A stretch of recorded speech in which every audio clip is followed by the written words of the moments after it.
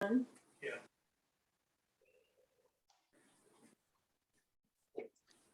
morning, everyone. Welcome to Unity Halton Peel on this beautiful 8th day of May 2022, otherwise known as Mother's Day. And let us come together and enjoy the day and enjoy our time. Our mission at Unity Halton Peel is to lovingly inspire transformation and be of service to the world. And let's just take a moment to breathe that in, to bring ourselves fully present to this time, to this place, to this opportunity to share, to walk the journey, and to just take a moment away from the world to be in this space. And now I'll call on Evelyn to open our service with our daily word for today. Thank you, Wendy. This is titled Mother's Blessing. I bless all mothers everywhere. The word mother brings to mind love, gentleness, nurturance, and compassion. Even if I did not experience these qualities from the woman who gave me life, I give thanks for them and everyone who has inspired me and touched my life. To my mother and everyone who has blessed me with a mother's care, I send you love. I say a prayer of thanks for your presence in my life, for the sacrifices you made to give me the opportunity to grow and learn. You taught me the power of love and gentleness and the strength found in giving. You taught me above all to be true to myself. You are a leader who has taught me to lead by example. I send you thoughts of infinite love and peace as I join with others in gratitude and joy today. And from Proverbs 31, verse 26, she opens her mouth with wisdom and the teaching of kindness is on her tongue. Thank you, Evelyn. You're welcome. And blessings to all mothers and all who participate in a mothering function. So I've chosen as an opening song, A Blessing to the World. I was trying to think of what kind of fit the mothering aspect of our lives. And A Blessing to the World by Karen Drucker kind of fit the bill. So let's enjoy this. You are the heart. You are the hands, you are the voice of spirit on earth, and who you are, and all you do is a blessing to the world.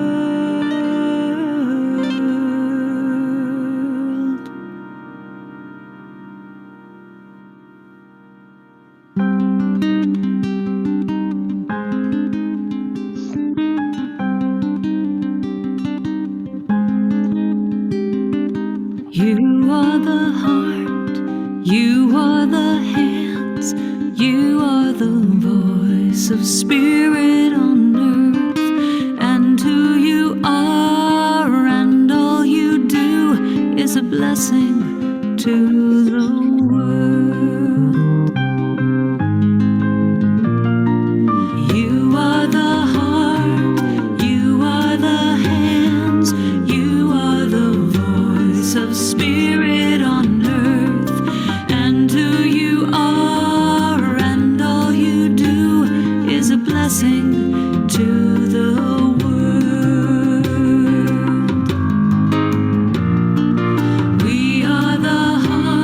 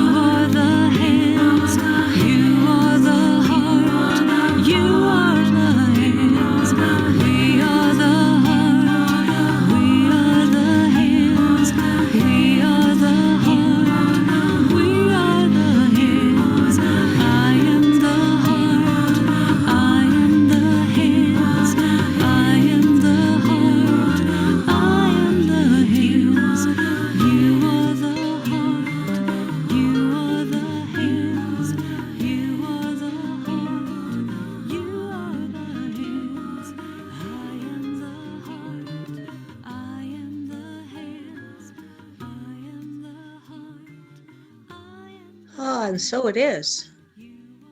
So if you saw the ad for today's service, you would have noticed I had a comment about how history was written primarily by and about men. So with that in mind, I'm going to do something I don't think I've ever done before in a Sunday lesson. We're having a pop quiz. Oh, So, true or false? Men were the first to see Jesus's empty tomb. false. Oh. Everyone who said false, give yourselves a pat on the back. And if you weren't sure, here are your references. Matthew 28, Mark 16, Luke 24, John 20. I went looking, I had seen a cartoon and I couldn't find it, but I'll describe it to you. So the Marys are standing with their spices near the open tomb, and the disciples are there. You can tell it's the disciples because there's 11 of them. And they say, well, thank you for the news. We'll take it from here. And I think there's something to be said about that, that sometimes in the stories, we've lost that feminine aspect of it. More on that in a moment. Pop quiz number 2. Only men's names appear in the titles of the books of the Bible. True or false? True. False. Well, we're going to say it's partially false. The Christian scriptures, what we also call the New Testament, do not contain any women's names. The Hebrew scriptures, or what we call the Old Testament, contain 2, Ruth and the book of Esther. Number 3, you ready? It's the last one. Only men created Christianity. False. False, I would think. False. Okay.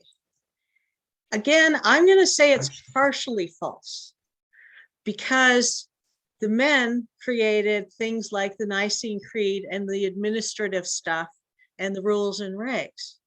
However, in the early days of the Roman Empire, women of high estate had control over their own house. They were the ones that gave the orders within the confines of the household. And so women of high estate who were also Christian could have services of worship or prayer time or study.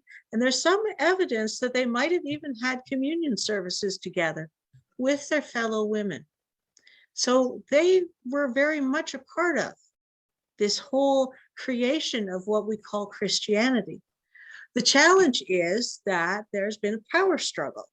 And so when you comment on this, many people of traditional Christianity will say, no, that's not how it was. Well, I hate to break it to people. My master's degree is actually in medieval history. And so in order to understand medieval history, you have to understand early Christian church. And there's a lot of stuff that men wanted to hide about women. I think they're scared of us sometimes. So let us just take a moment and thank and bless the early Christian mothers, those who kept the stories going in spite of Rome's attempts to eradicate Christianity through very nefarious and incredibly horrific ways.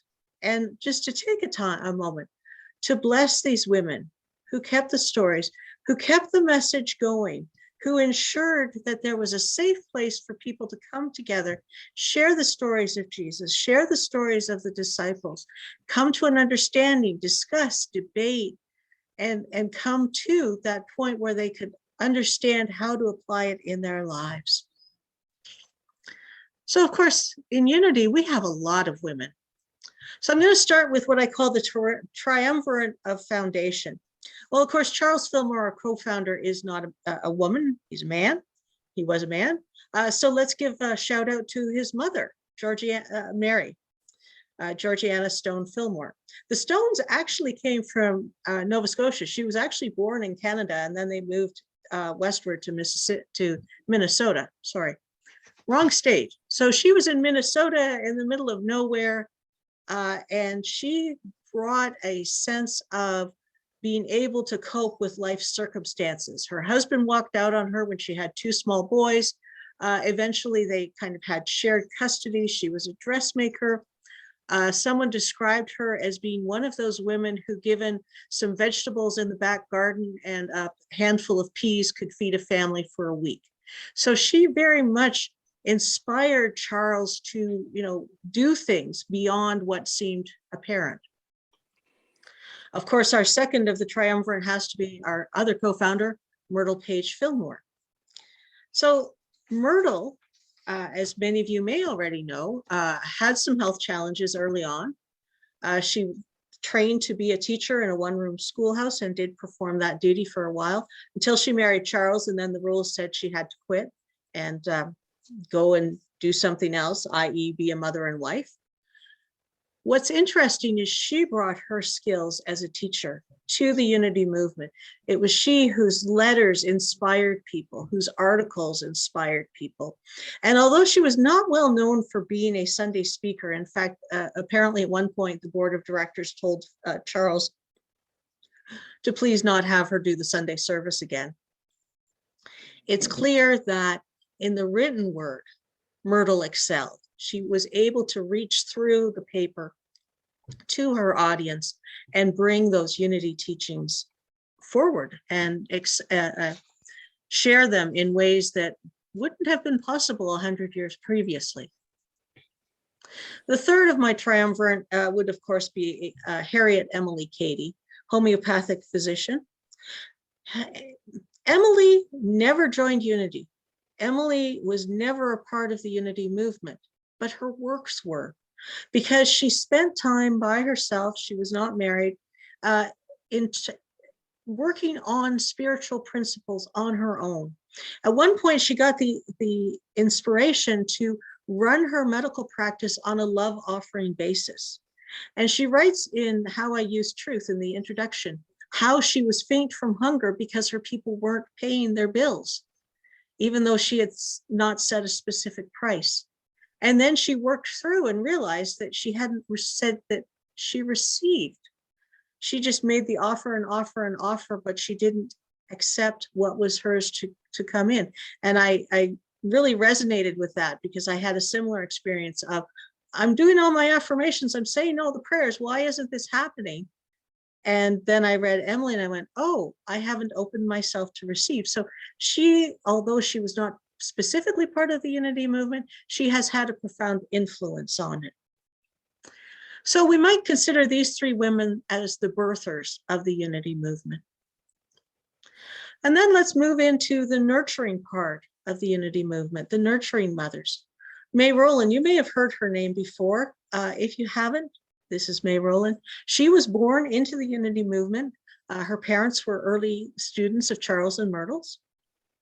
In 1916, when Myrtle was ready to step down as head of Silent Unity, our prayer ministry function, May was given the role, and she stayed in that role for 55 years. And just to put those 55 years in perspective, May was at the head of Silent Unity during World War I, the Great Depression, World War II, the Korean conflict, and the Vietnam War, and all of the aspects of that, first atomic bomb, second atomic bomb, all of these things that happened until 1971 when she stepped down. But May was the cornerstone of our prayer ministry for that time as the Unity movement was growing, expanding around the world.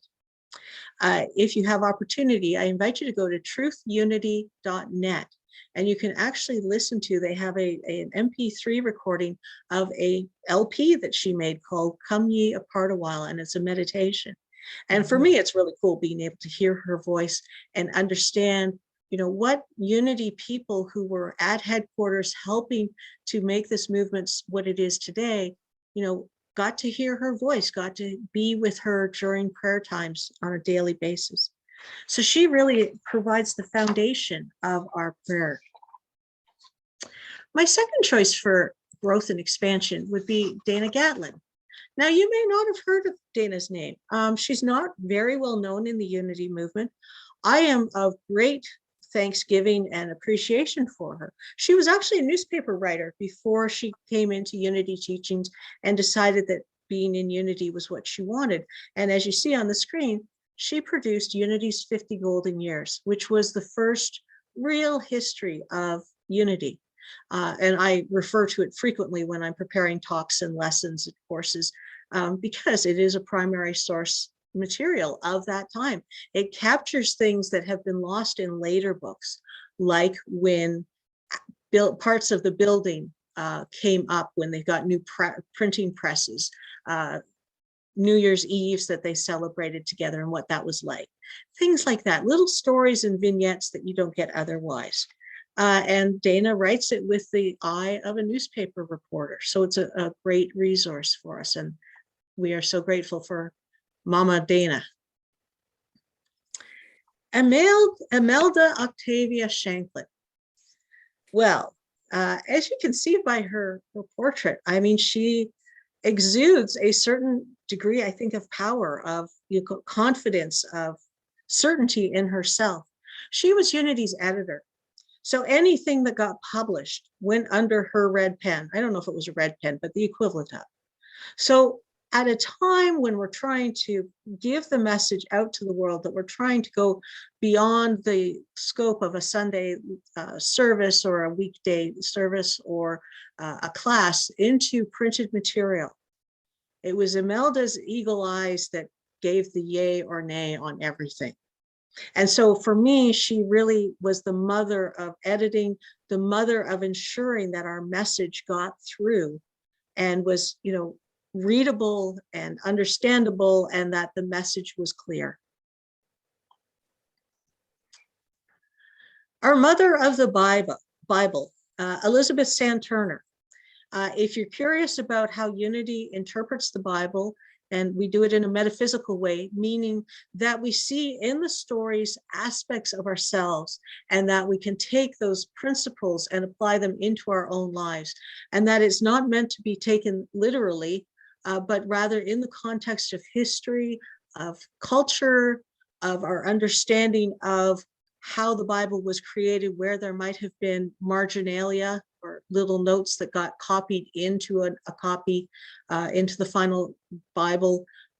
If you're not quite sure what I'm talking about, go to the last couple chapters of Mark. There's disagreement about where the book of Mark ends and what the final words are of it, because over time, as we did for so many years, translating and copying by hand, there's opportunities for mistakes.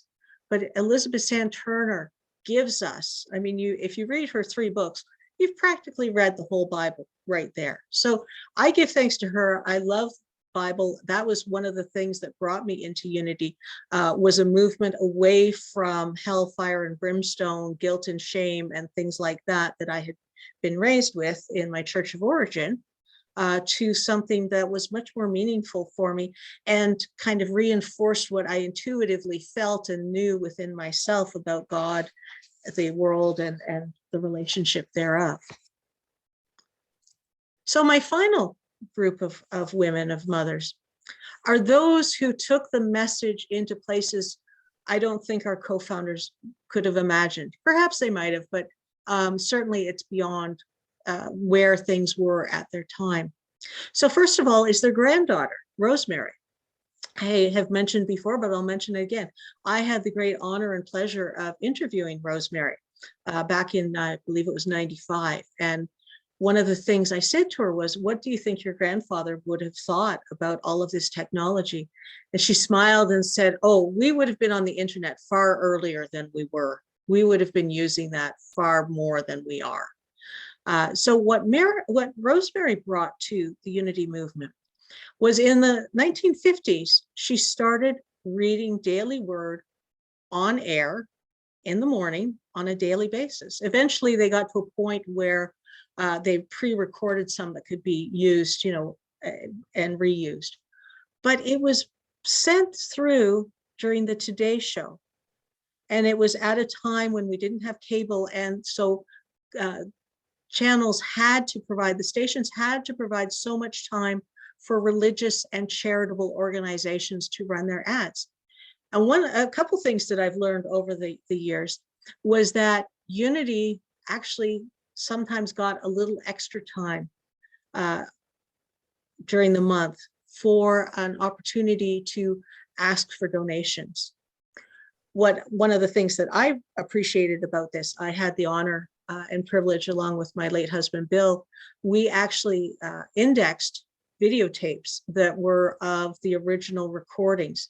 And it was so cool being able to, we had a stack of daily words by us, and we would see, because Rosemary would hold the book up, and we'd see what the cover looked like, and we'd find that copy, and then we'd go through until we found the daily word, so we could actually put down what day it was.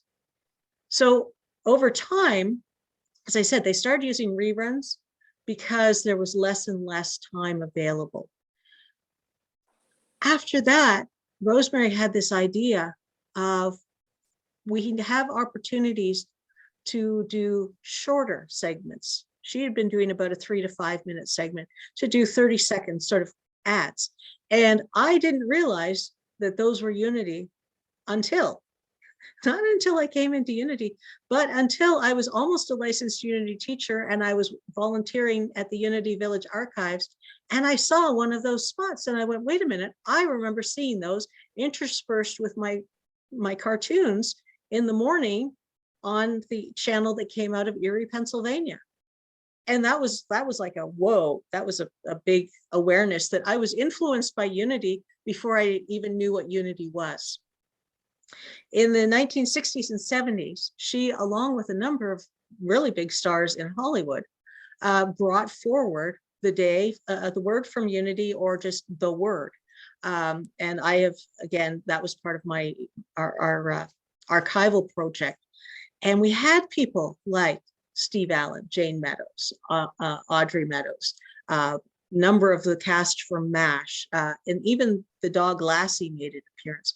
So Rosemary really got the message out in ways that no one really had thought about. I mean, Charles had radio, but television and the opportunity to sell these and make these, I'm not sure if they were sold, but to make these PSAs with these big names available suddenly brought Unity into the consciousness of many people.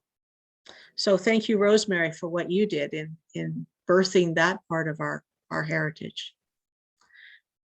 Another person you may not have heard of. This is Charles's second wife. Yes, Horace. He married a second time, 2 years after Myrtle passed. That is a whole other lesson altogether. I could do probably a couple hours on Cora. But what Cora gives to the Unity movement, aside from the fact of being graceful in the midst of people who disliked her simply because she was seen as usurping Myrtle, not appreciating how much she did to keep Charles healthy and alive in his latter years. She was very persistent in ensuring that he had, vegetarian diet, that he had fresh goat's milk, which she actually had goats on their property to ensure that it was, as fresh as it could be. But what she brought to our movement, what she gifted us, was she understood Charles. She had been his secretary.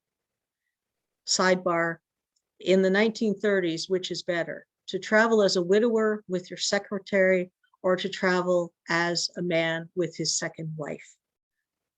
I think you know the answer. But she understood Charles, she understood his thinking, and more importantly, having tried to do it myself, she could read his handwriting. Charles would not get A's from his teachers for his handwriting. It was Cora who ensured after Charles's passing that his papers were preserved. It was Cora who ensured that the papers were published posthumously in a number of books that really were collections of his materials from classes, from Sunday talks, from lectures he gave, rather than him sitting down and compiling them himself. So we have Cora to thank that we have so much of Charles's material, that we have so much of it that we have had transcribed either into book form or just simply into a typed form that is usable and accessible and now scannable and available as PDFs for historians and credentialed leaders like me to use and to keep Charles's language and understanding alive. Early teachers, as you can see, a significant portion of them were women. Each of them brought to the Unity movement their own strengths. And I find it really interesting that in the 1920s, these groups of women would go out together and teach in the field. And it was actually more rare to have the men go. The women were the ones that went out and did the teaching. And finally, what I call the forgotten mothers. Segregation has been a subject of great discomfort in the unity movement. Indeed, I've only started talking about it in the last couple of years, as I've struggled with the fact that unity was founded in a segregated state. When Missouri came into the Union, it was as a slave state. And that was how it was done. Maine came into the Union the same year as a free state. And so just wrapping my head around that concept that a state would be, would allow slavery as part of its, charter to join the Union just kind of boggles my mind, but be that as it may. What I found interesting and fascinating as others have started to really dig into our history around this, the movement started shifting in 1995 when some ministerial students said, hey, we need to bring this out into the light. We need to bring this part of our history out of the shadows, out from under the rug, and really discuss how unity has treated the Black community. And there's still work to be done, don't get me wrong. But I know I have learned a lot, and I have come to appreciate these four women amongst men as well, who had the audacity, and I think that's the best word, the audacity to say, I don't care what my state or city says. I'm going to start teaching unity in my home. I'm going to get some property and we're going to start teaching unity principles. And many of these people got their licensed unity teacher status back in the 1930s, but none were formally ordained until 1952. And that's a whole other story. It wasn't until the 1950s with people like Johnny Coleman, who said, if I can't stay on grounds, if this is what your seminary is about, that I as a Black person cannot live on grounds, I have to commute, then I don't think I want to be part of this. So we have some, under the rug history, but these women, especially these four, had their ministries in the Deep South, in Texas, in Tennessee, in LA, in places that were extremely white, extremely versed and seeped in the slave history. And yet, and in spite of that, they flourished and brought the unity ministries and the unity message to their communities. So I thank you to all of the mothers of unity, to all those who serve right now in a variety of ways and means, and all of the mothers who brought us to this place. So for our meditation today, I'm going to do something a little different. I think I've done it before. And that is, we are going to listen to Unity's prayer service for May of 2022. If you're not familiar with this, if you go to unity.org, you can download MP3s. It's about 5 minutes, I believe, which include the monthly affirmations. We have 5 areas that we will do a brief part on in this prayer service, and you can get it as a printout in a PDF format. So I invite you to look into that if you haven't already. This was my saving grace during a hard part of my life. I had it on my MP3, and while my boss thought I was taking a health break, as it were, I actually had my MP3 with me, and I was listening to that in a quiet space where no one could find me. So let us just breathe into this moment. And if you wish to close your eyes, please do so. Not required. Whatever helps your body to get into that space of quiet, a connection with the oneness that we are and will be. And now our monthly prayer service.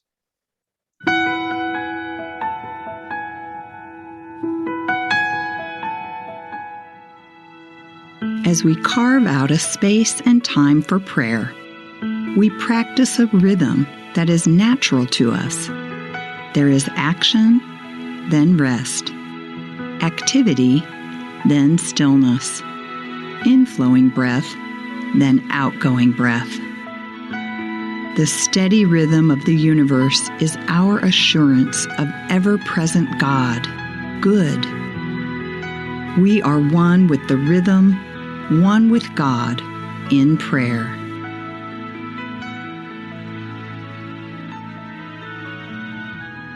One with God, I am calm and confident.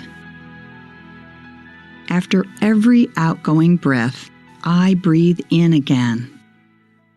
Without hurry or struggle, I slip into the rhythm of universal peace, where my concerns are cushioned in harmony. I am one with the God of peace and harmony in prayer.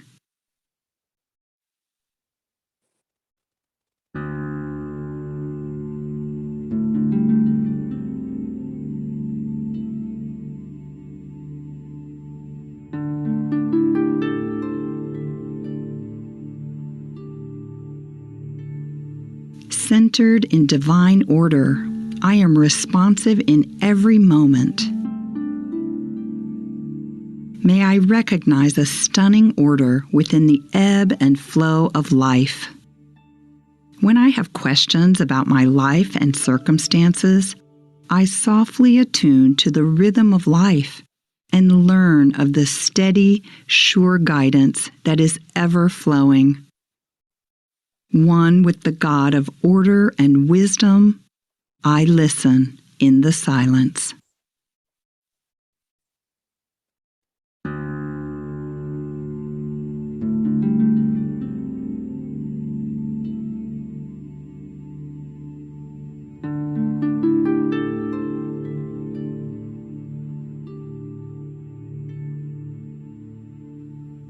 By spiritual strength, I live in the truth of my wholeness.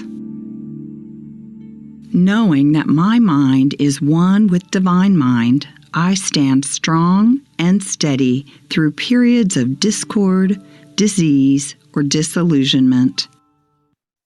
I do not allow these temporary conditions to define or limit me. Instead, I stand strong in knowledge of my great nature that is one with God, now in prayer.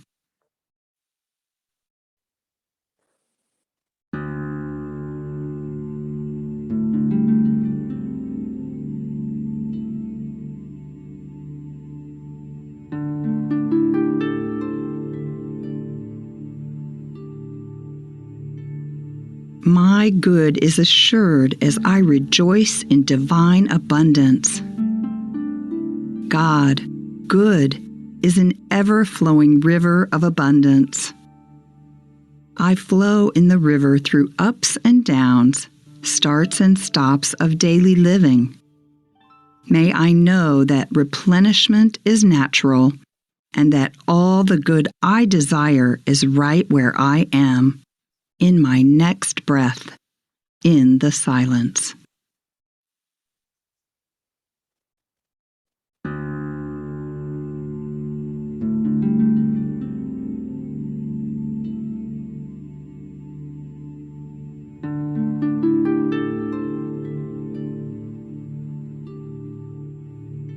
May all beings be blessed and live in peace. I pray in love for all beings. May all beings know the blessing of glorious life.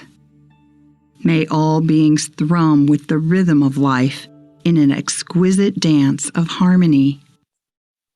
May we bless one another by seeing the value and goodness within all beings, in peace, as we pray.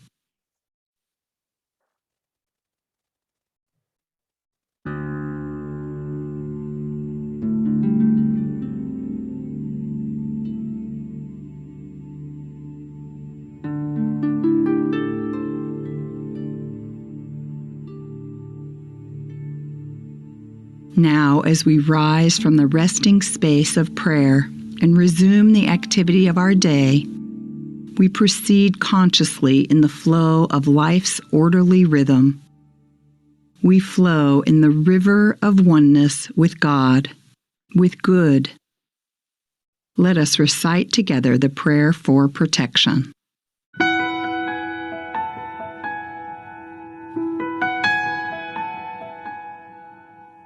The light of God surrounds us.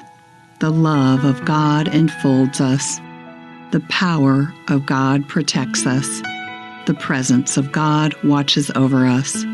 Wherever we are, God is.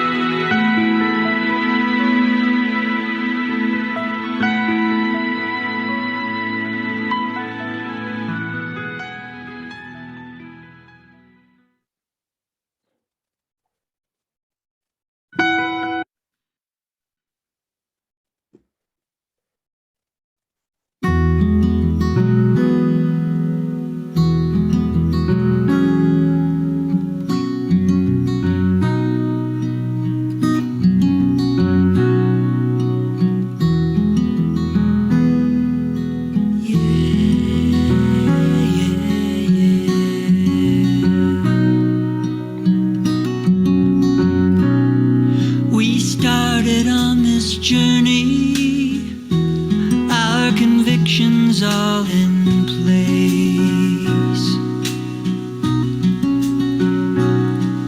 But one by one they tumble, each one a gift from grace.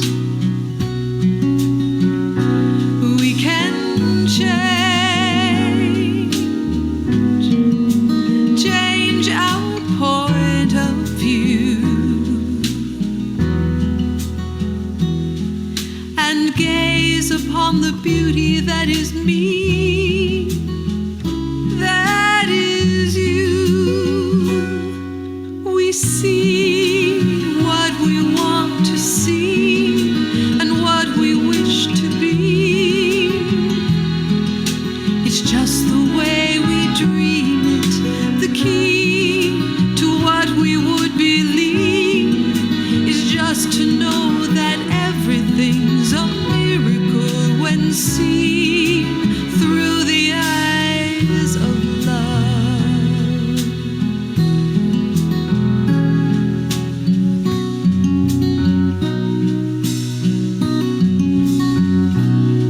Now when we seem divided and stand here feeling very small, that's when there comes the courage to knock a hole out of this wall.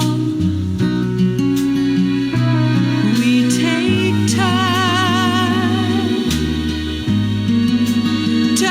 to find what's true.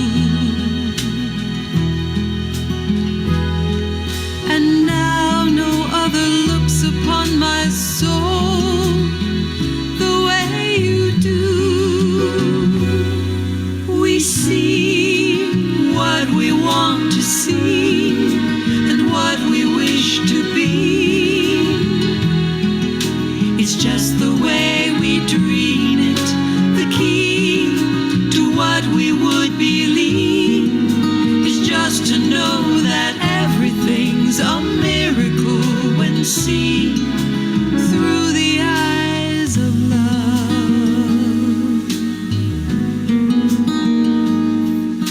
Simple man becomes a king, a child flies on silver wings, a woman now becomes a queen. None of us are what we see. We see what we want to see, a child flies on and what we wish to be. Anything is possible. It's just the way we dream it. A woman now becomes a queen. None of us are what we see.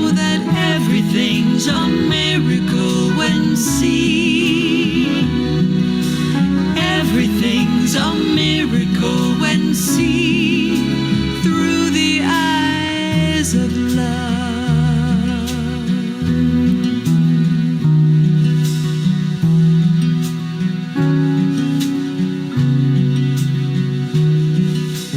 Through the eyes of love, everything's a miracle.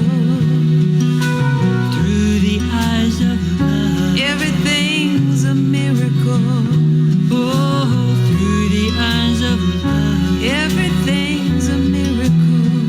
Oh, through the eyes of love, everything's a miracle. Oh, through the eyes of love, everything's a miracle. Through the eyes of love, oh, everything's a miracle.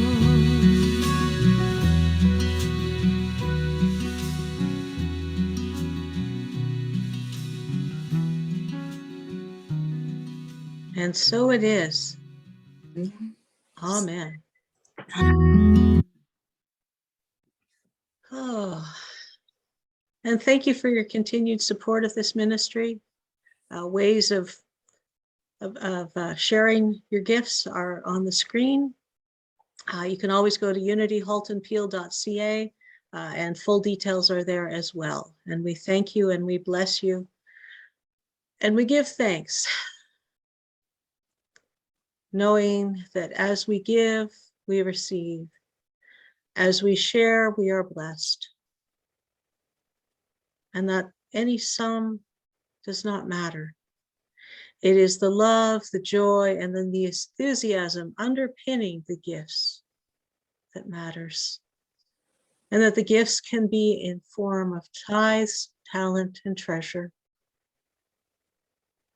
That we are so blessed. And so it is, and so it shall be. Amen.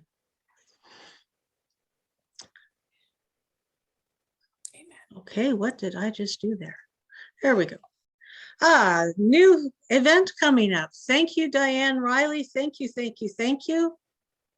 Starting tomorrow night at 7 o'clock, a weekly prayer circle. I don't see a link here. I'm trusting one will be sent out or be available on the website. It's in the bulletin, and there'll be a bulletin sent out today with that link in it as well. Thank you, Patty. Terrific. So thank you, Diane, for facilitating this. This is wonderful. On the upper right are the 5 basic principles. And guess what? That gives me a nice segue to next Sunday. There is a new booklet from Unity called The 5 Principles for Spiritual Living. I'm going to use this booklet as the basis for the next 2 Sundays. And if you are able to get a hold of the PDF version of it, I don't think we have time to get it up here by mail. My understanding is things are still moving rather slowly. So PDF file, if you don't have it, don't worry. I will have some screen grabs from it. And we're going to spend the next 2 weeks talking about Unity's 5 principles. So I hope you'll join me for that. And as we bring this time to a close, let us take a deep breath in, seeing the children of the world, seeing the children in our families, in our neighborhood, our friends' family, our friends' children, the fur kids of those who have chosen to adopt an animal to be part of their family. Knowing that on this Mother's Day, we are all mothers and we are all children. And let us join together, children and youth of Unity and of the world. We love you, we bless you, and we appreciate you just the way you are. So it is. And let us join together in the prayer for protection, which will be followed by I choose love. Together, the light of God surrounds us. I am light. The love of God enfolds us. I am love. The power of God protects us. I am power.